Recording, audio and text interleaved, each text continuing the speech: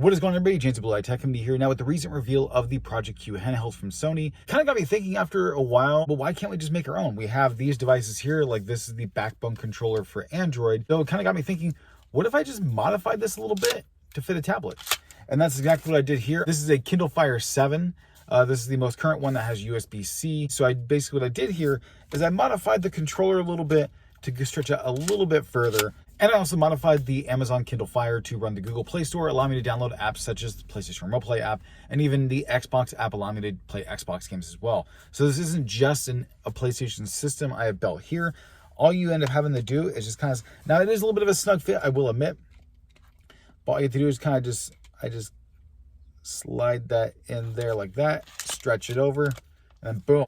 You basically end up making yourself your own Project Q handheld. Now, granted, is it going to be the exact same? No, because this is a 7-inch screen, not a 8-inch screen, and it's not high def. It's not an HD screen either. Based on the time I've actually had to play with this, though, it actually isn't bad. It is doable, especially if you have the right internet connection, and the connection is pretty solid. Though, I gotta say this is actually very doable, and it's honestly not a bad solution if you're looking for an alternative to you getting the Project Q handheld. And a lot of people out there will end up saying like, oh, well, you could just get a phone and just put a phone to it like it's intended for these controllers.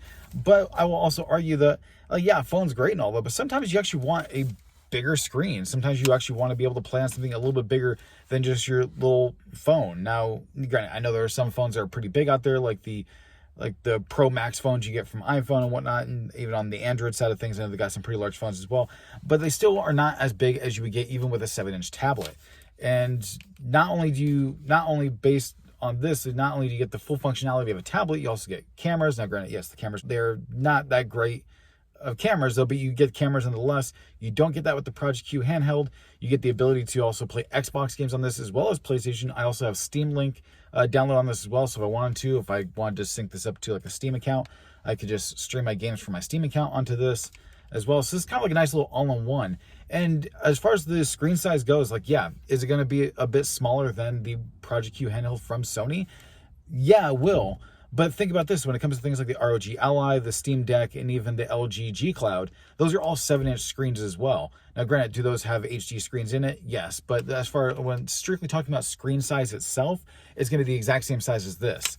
So it's honestly a pretty good alternative. Now, when it came to actually changing this and modding the controller itself to actually fit this tablet, now, like I said, it's a snug fit. It's not easy to get in there as like it would be for a phone. What I ended up doing is there's actually 2 screws on both sides of the controller, one over on either side of the controller. There's a gear here in the center that's being held by 2 screws on either side.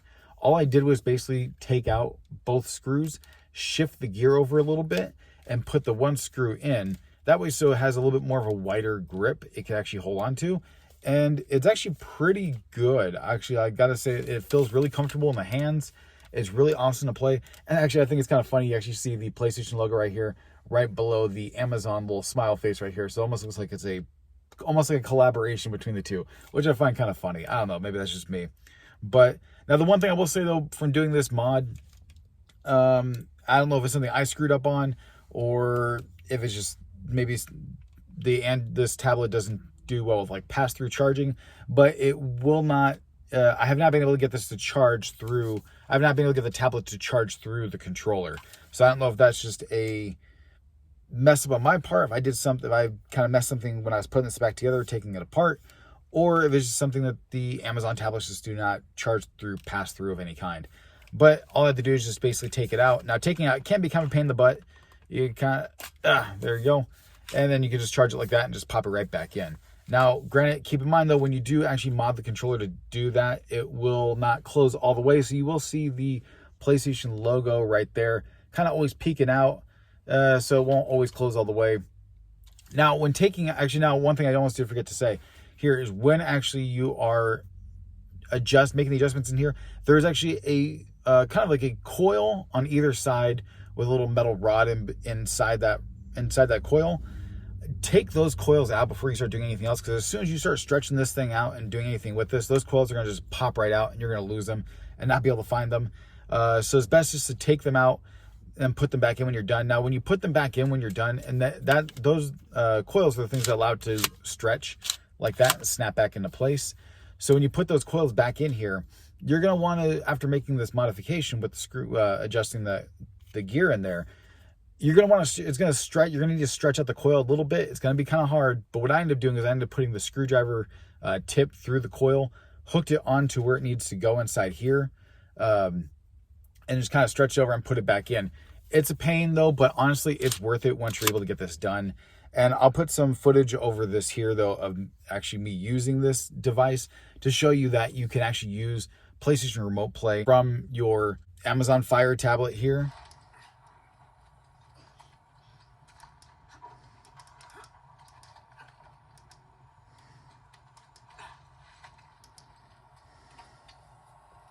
You two just relax. I got this. I mean, there's only one crank, you know? Keep up the good work, kid.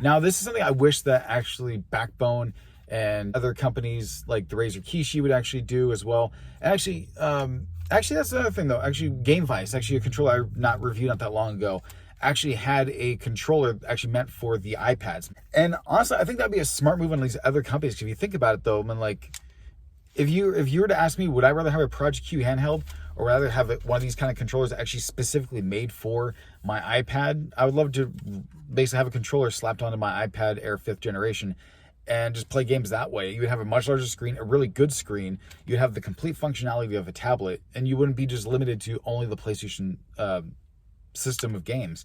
You could basically just jump around and do whatever. I think something like that would definitely eat into the market of things like these new handhelds we're getting out. Because if you think about it, what would you rather spend? Would you rather spend hundreds of dollars on these new handhelds that are coming out? Or would you rather actually spend a lot less money, maybe like 100 to maybe 150, maybe even 200, depending on how good the controller is and what features it actually offers? But would you rather spend like that, around that much, just for a controller attachment for your already existing tablet you already currently have? And because to be frankly honest, between this and this, I got this refurbished. I got this for around $35. This is around $100. $135, you already basically have your own DIY Project Q. So, I don't know. That is my take, and I want to kind of let you guys know because I was really excited, really thought it was kind of cool I was able to actually get this done and actually do this. If you guys want to catch more videos like this in the future, don't forget to subscribe and hit the bell so you guys get notified when those videos go up. And as always, it's been James at Blue Eye Tech. This is my DIY Project Q, and I'll catch you guys next time.